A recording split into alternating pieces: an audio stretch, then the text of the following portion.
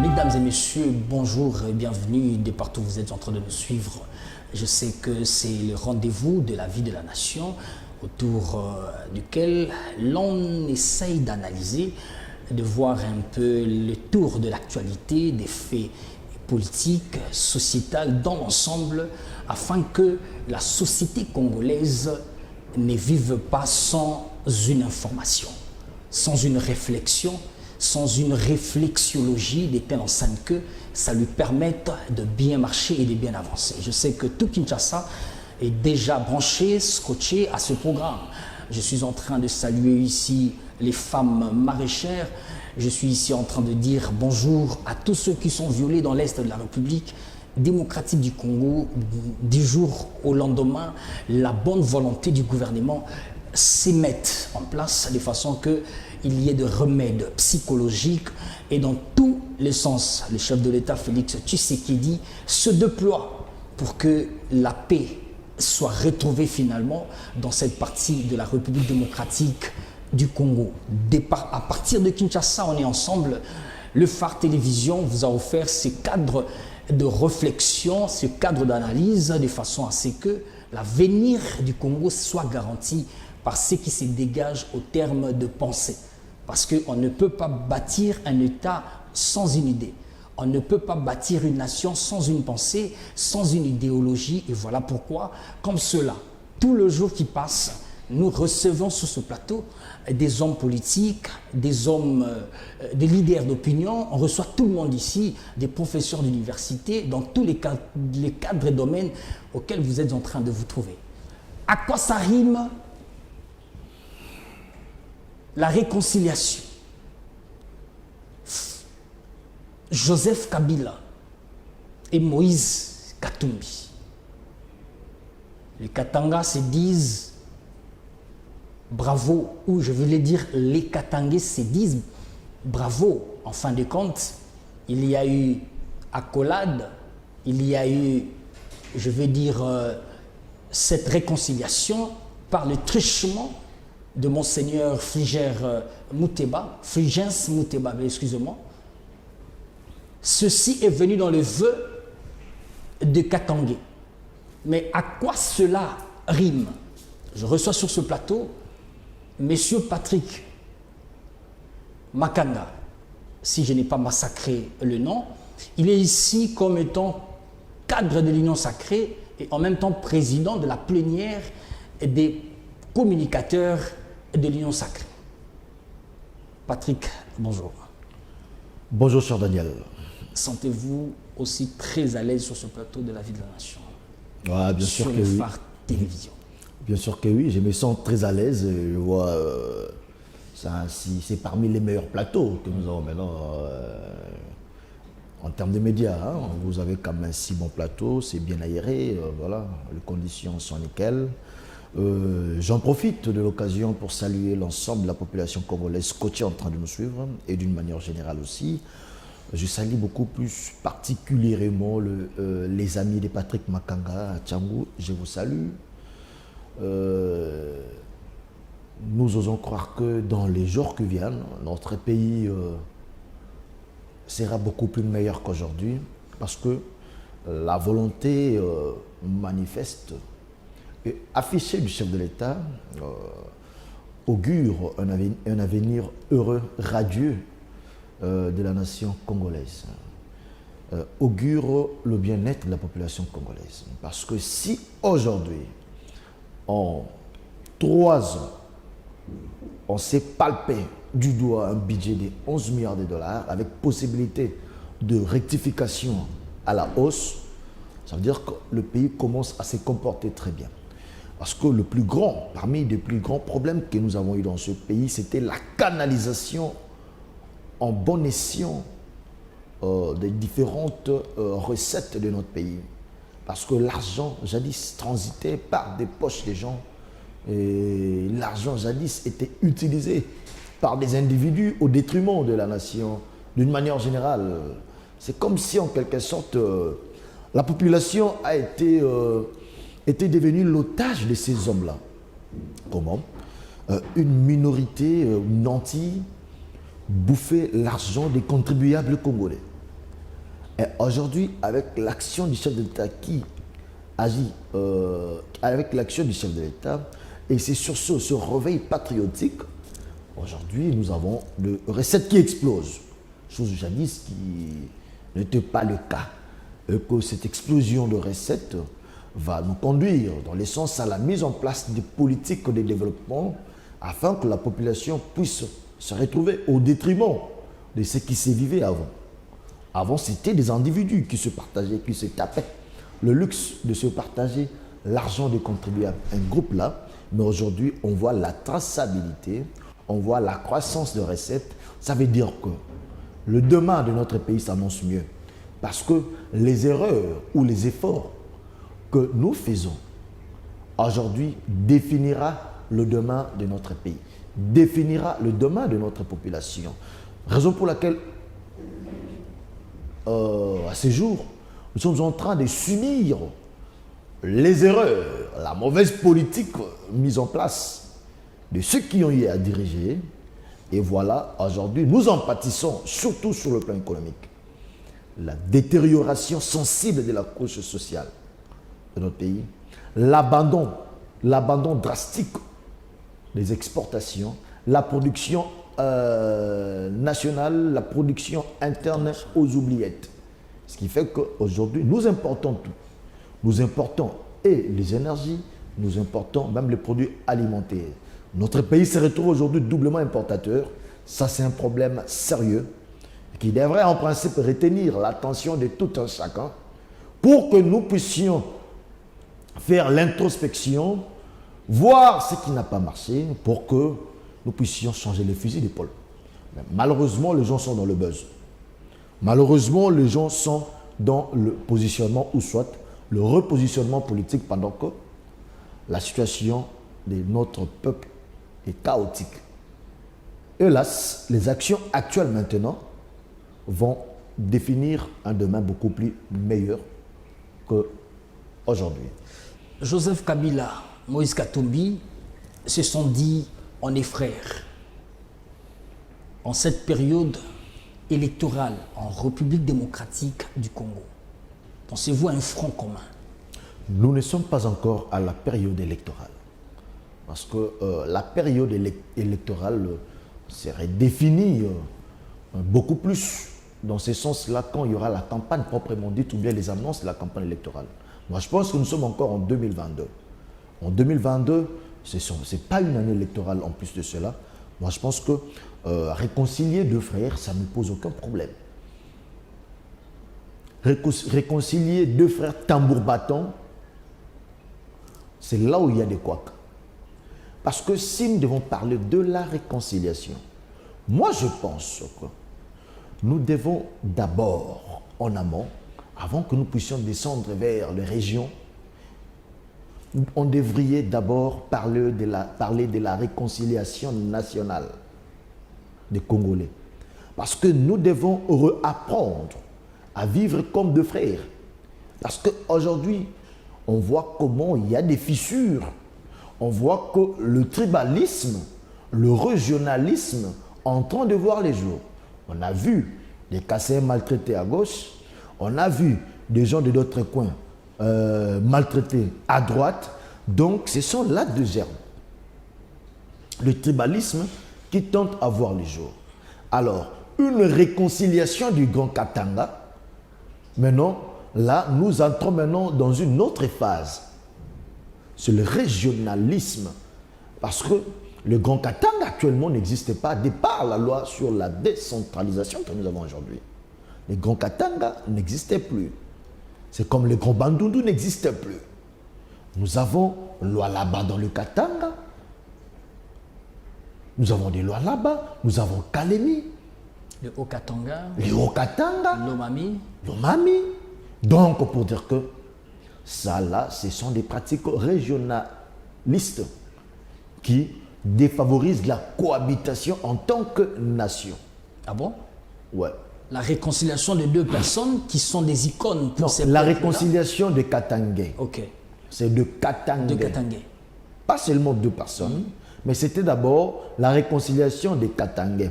Mais hélas, je te comprends aussi quand tu parles de la réconciliation entre deux personnes, donc vous êtes allés droit au but. Donc tout ce que nous avons vu comme manigance, c'était pour rapprocher l'ancien chef de l'État Joseph Kabila Kabange et Moïse Katumbi, dont les deux se sont traités des Judas. Vous êtes allés tout droit au but. Mais de par les intentions de ces assises, c'était la réconciliation de l'espace Grand Katanga qui du reste n'existait pas. Et vous verrez que ces genres de pratiques favorisent le régionalisme parce que qu'est-ce qu'ils diront d'autres si ce n'est qu'on doit se protéger entre nous frères? Comment pensez-vous que cela devrait se faire? Non mais ça devait se faire sous quelle forme? Ce que nous avons besoin dans ce pays, c'est une réconciliation nationale. Nous devons organiser des tables rondes. Il y a des problèmes au niveau national. Des tables rondes qui vont regrouper... Il y a des problèmes au niveau national. Écoutez, on doit organiser des tables rondes qui vont regrouper tous les Congolais, toutes tendances confondues, pour que nous puissions mettre en place des stratégies afin que nous puissions revivre cette chaleur qui nous caractérise, cette chaleur qui a eu à faire face à la balkanisation de notre pays. Parce que le plus grand enjeu, derrière le tribalisme, derrière le régionalisme, c'est le fait que nous risquons de servir sur un plateau bien garni les détracteurs de la RDC qui ne jurent que sur sa balkanisation. Parce que si les grands Katanga... Ils jurent sur le fédéralisme et non la balkanisation. Le fait de quoi? Ils jurent sur le fédéralisme. Écoutez, voilà encore une initiative monstrueuse. Une initiative monstrueuse, tendant même à porter atteinte à notre constitution. Vous voyez? Donc pour dire quoi? Je comprends maintenant d'où vient cet extrémisme. Ça veut dire que parmi ces gens-là, il y a de ceux qui travaillent en connivence avec les Bakata Katanga. Là, on peut déduire ça. Parce que de l'autre côté, nous avons vu Némoidan Tsemi qui ne jurait que sur l'indépendance du Congo central. Le Né-Congo. Le Né-Congo, c'est le Bandundu aussi. Donc pour dire quoi? Ce sont des projets extrémistes qui vont maintenant voir les jours, c'est ça. Donc dans ces assises, il y a des gens qui ont de mèches avec les Bakata Katanga. Il y a de ceux qui sont de mèches avec les séparatistes du Congo. Alors, ça va nous profiter à quoi? Parce que cela va sûrement nous ramener dans la balkanisation. Ça va nous ramener dans la balkanisation. Ce sont des propositions que je traite de monstrueuses. Les gens n'aiment plus ce pays. Les gens maintenant veulent protéger leurs intérêts. Les gens veulent protéger leur région.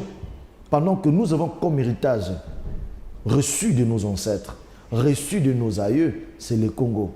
C'est la République démocratique du Congo, d'une manière générale.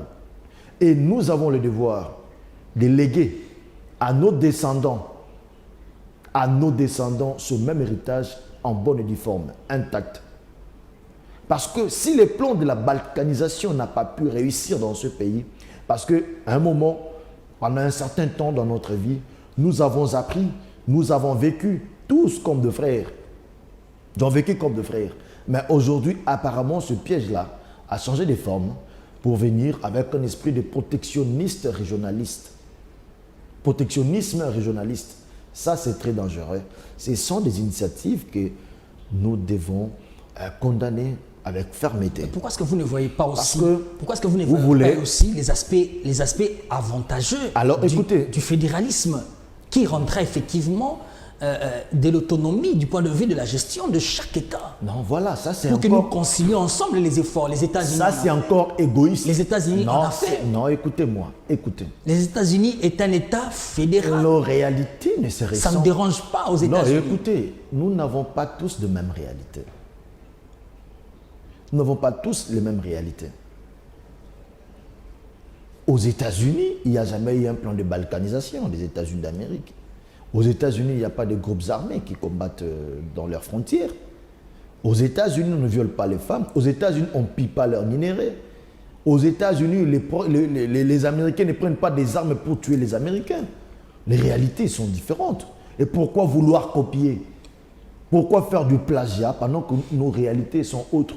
Même dans la Bible, on dit, quand les circonstances changent, les révélations changent. Donc même des révélations sont fonction d'une circonstance à une autre. Nous, nos réalités ne nous le permettent. En tout cas, la réalité chez nous ne nous le permet pas.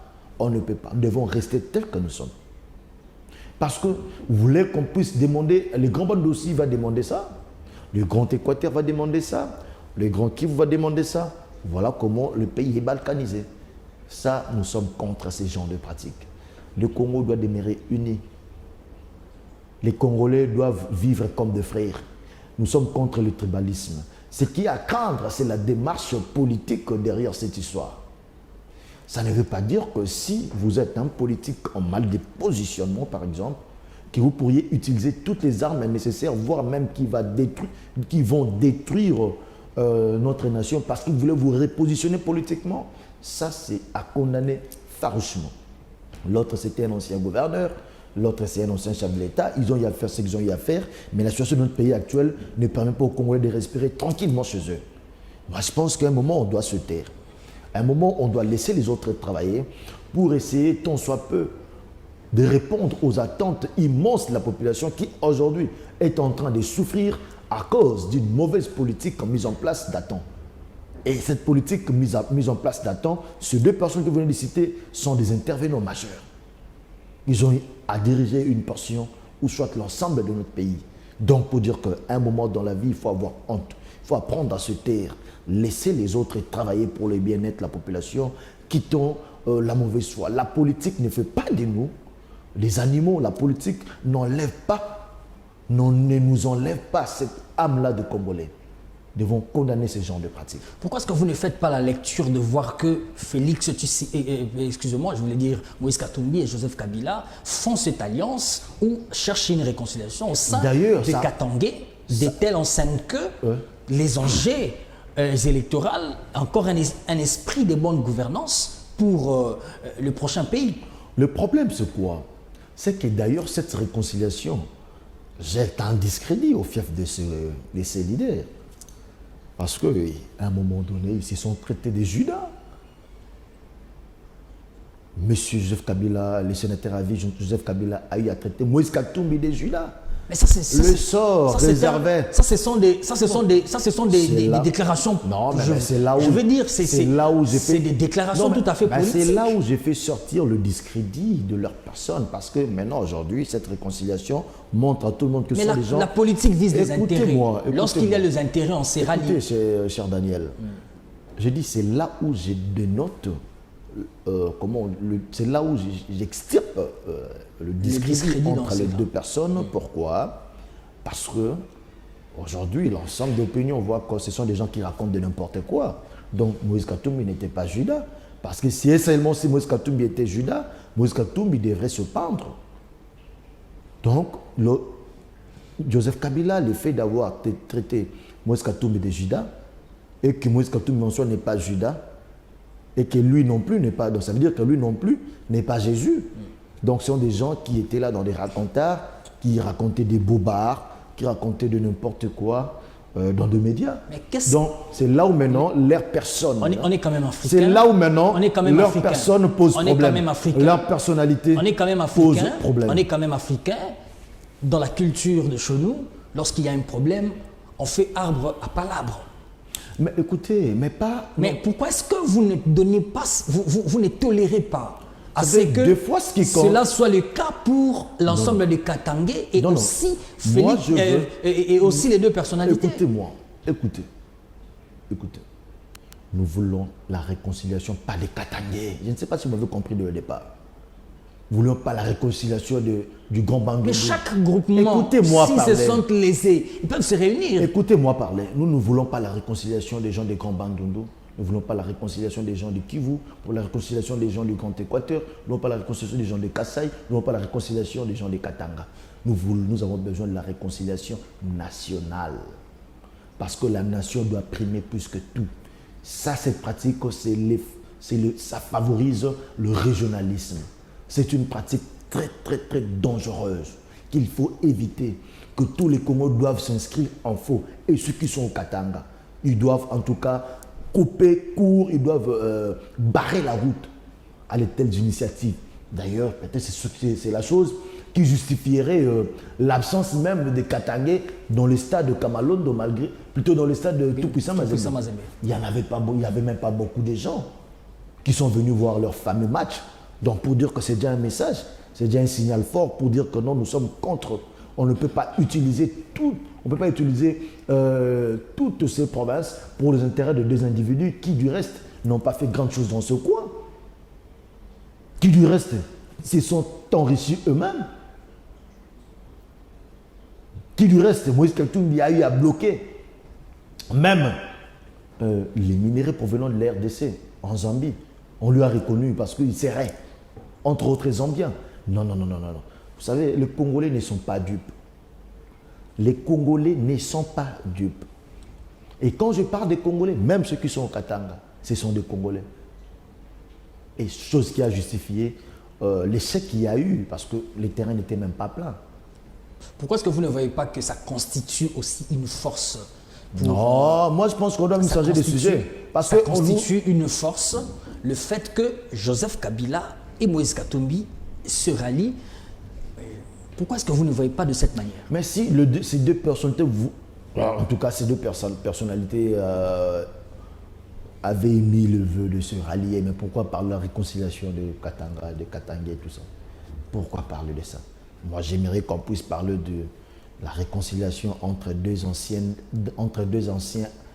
amis ennemis. Ils avaient des divergences, ils n'étaient pas ennemis. Si dans ce sens-là, ils avaient des divergences. Dans ce sens-là, ça j'exhorte ce sont deux individus. Il ne faut pas dire Katangais. Enlevons l'expression Katangais.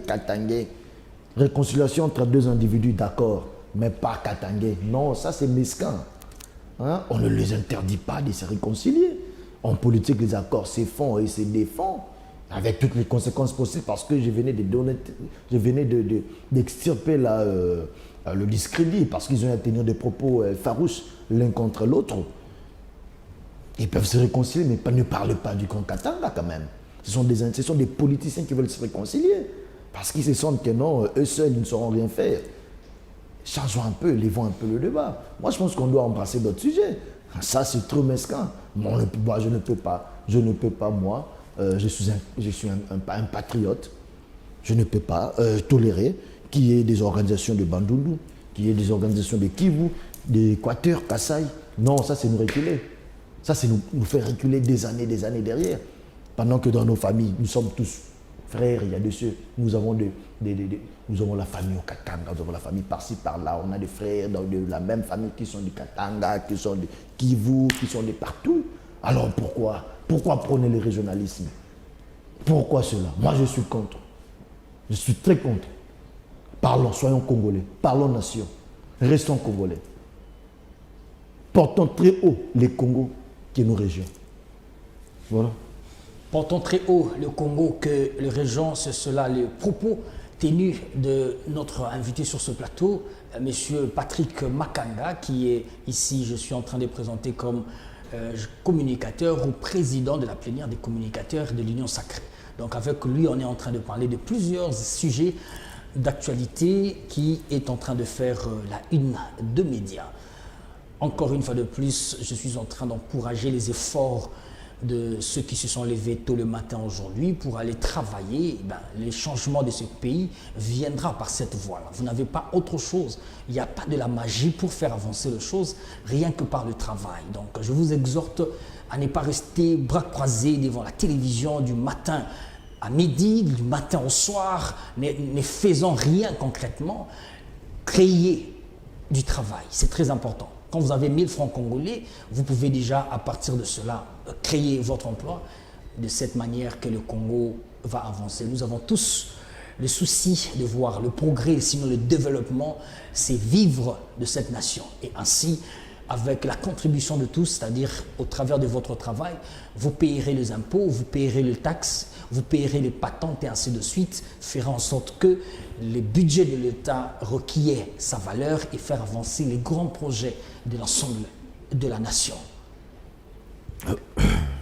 Monsieur Patrick, encore un autre sujet qui est en train de faire encore, en fait, qui a dans les jours passés ici déjà fait beaucoup de feu, c'est la candidature portée ou la personne de Matata Ponyo comme étant candidat présidentiel au niveau de son parti politique, le leader et c'est le leader. Je suis en train de chercher l'autre définition de l'élément dans l'acronyme. On parle leader et développement. Comment est-ce que vous jugez le fait que Matata Ponyo soit choisi comme étant candidat président de la République? Est-il présidentiable, Matata Ponyo? Non, ce sont des aventures, t'inquiète. Là, c'est de la comédie, hein? C'est de la comédie, parce que M. Matata Ponyo sait, au plus profond de lui, même s'il était en train de nous regarder maintenant, il sait qu'au plus profond de lui qu'il n'aura même pas plus de voix ici en RDC. Il sait qu'on ne va pas les voter. Il le sait très bien. Et il en est persuadé, convaincu même.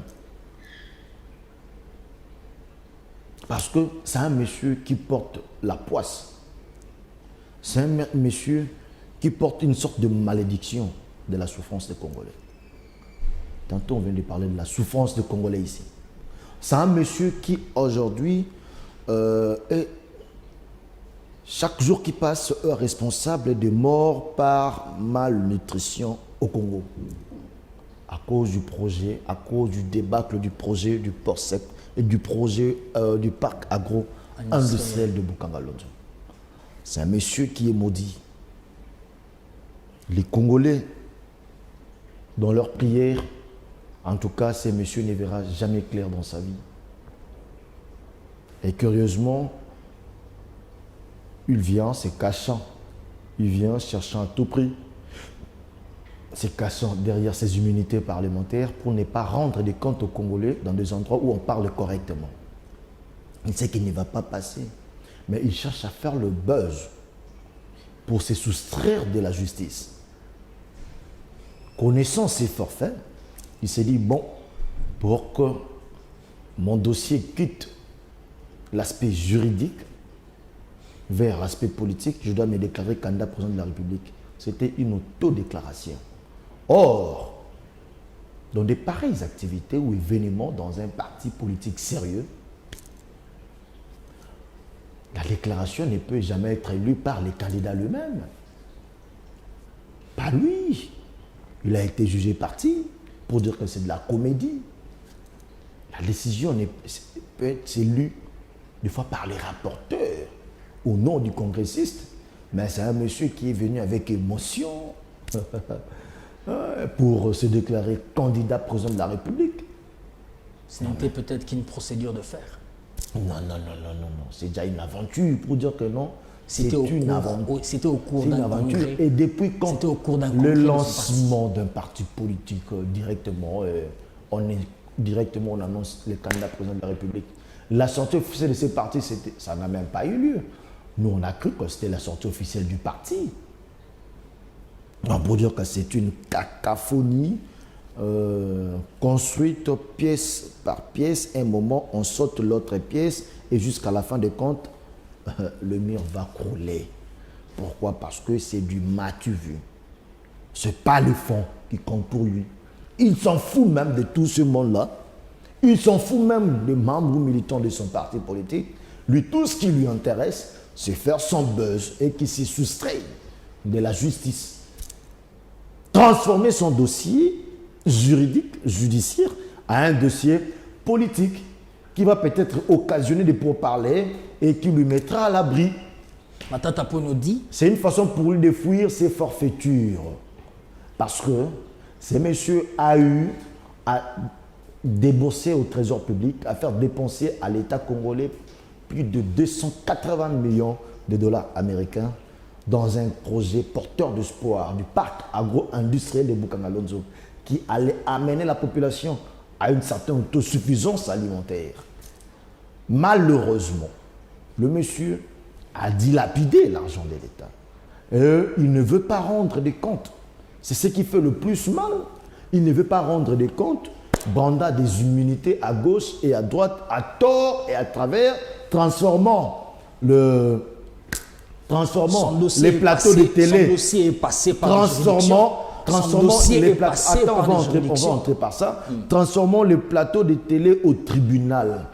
Le plateau de télévision tel que vous nous invitez là ne peut en aucun cas remplacer un procès dans un tribunal, car c'est le seul endroit où on parle justement, on parle avec de preuves.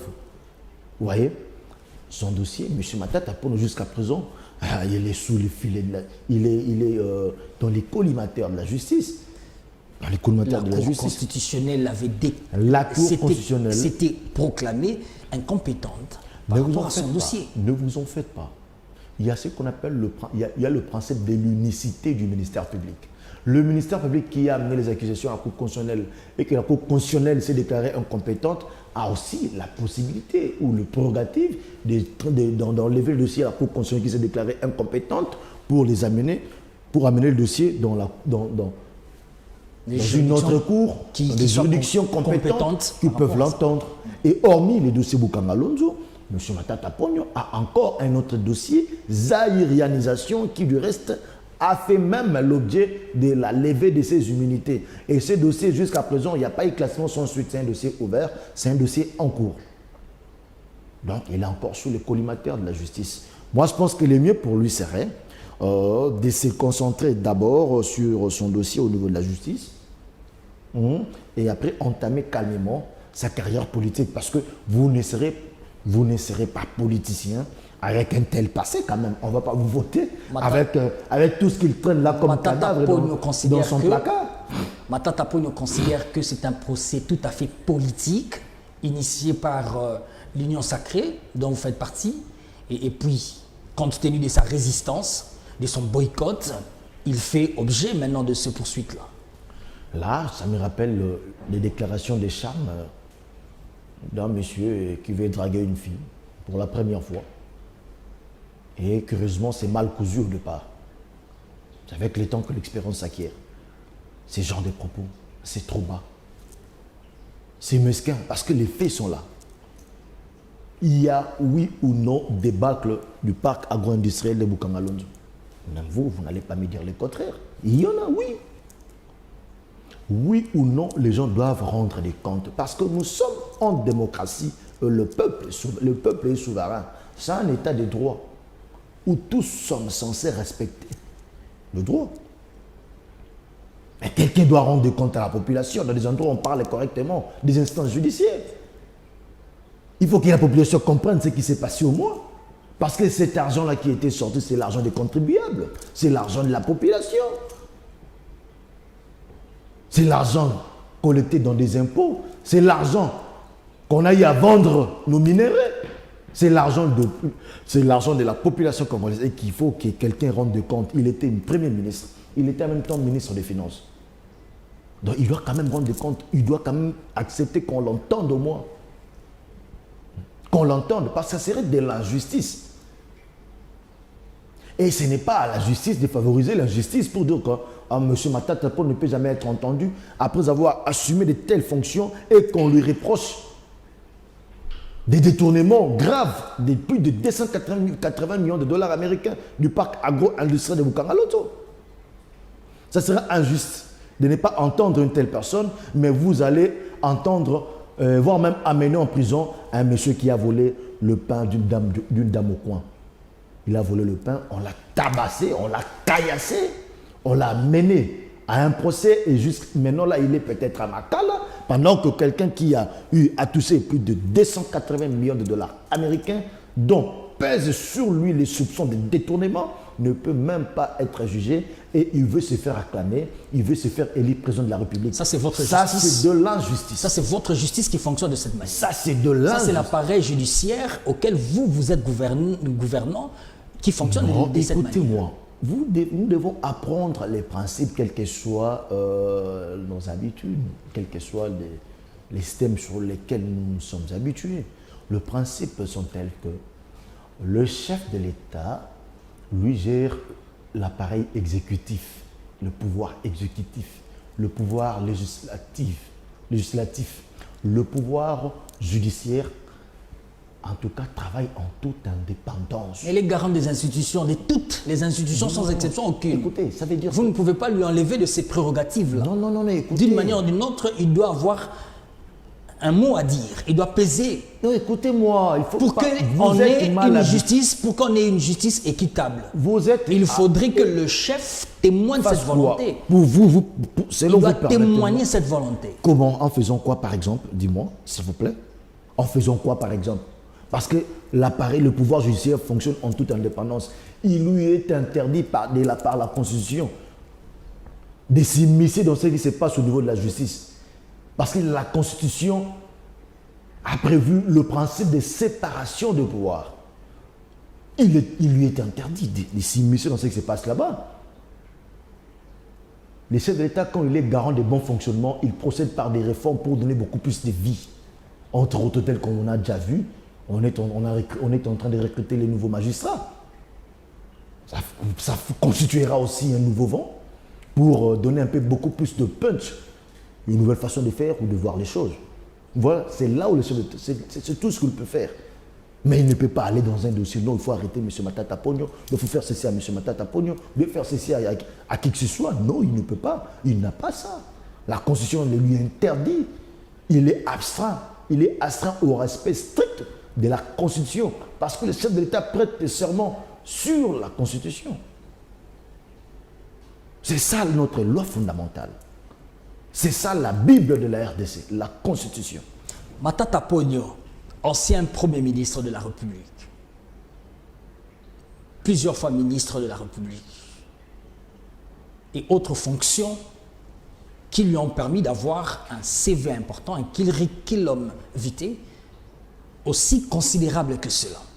Aujourd'hui, il a une université privée dans son fief. N'est-ce pas? C'est déjà des valeurs pour que ça suffise à Matata Ponyo d'être présidentiable. À un certain niveau de la vie, hein, ça je vais vous le dire, si vous avez eu à assumer des fonctions publiques, vous ne pouvez pas prôner des valeurs personnelles. Il faut prôner le bilan de votre parcours sur le plan public. M. Matata Ponyo a trouvé le budget à combien? À 3 milliards 500 000. Il a laissé à combien? À 4 milliards.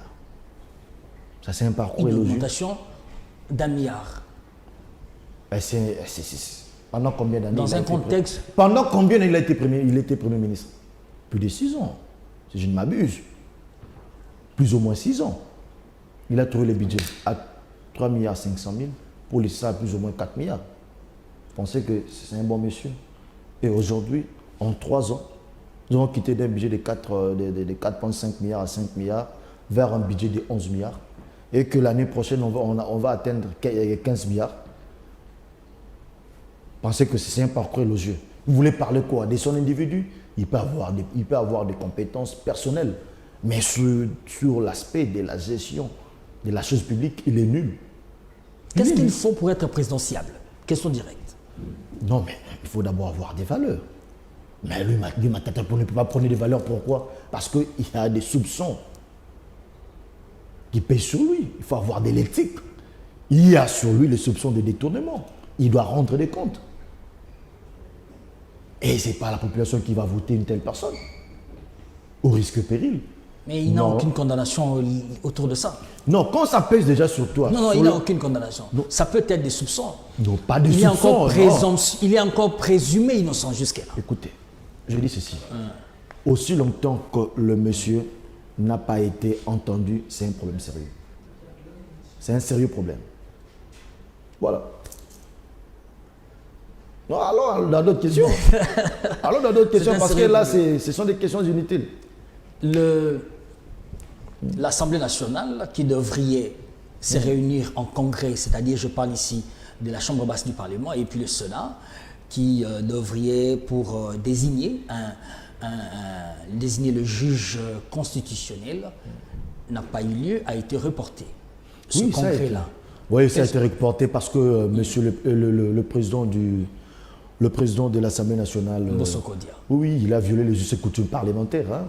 Il interprète à tort et à travers les dispositions de l'article 42 du Congrès. Parce que là, il s'agissait de quoi? Là, il ne s'agissait pas du renouvellement de juges de la Cour constitutionnelle, mais il s'agit du remplacement. Parce que quand il y a eu tirage, les 3 juges que le Parlement envoie n'étaient pas concernés. Pourquoi? Parce qu'il y a Mongoulou, il y a le juge Mongoulou qui était décédé.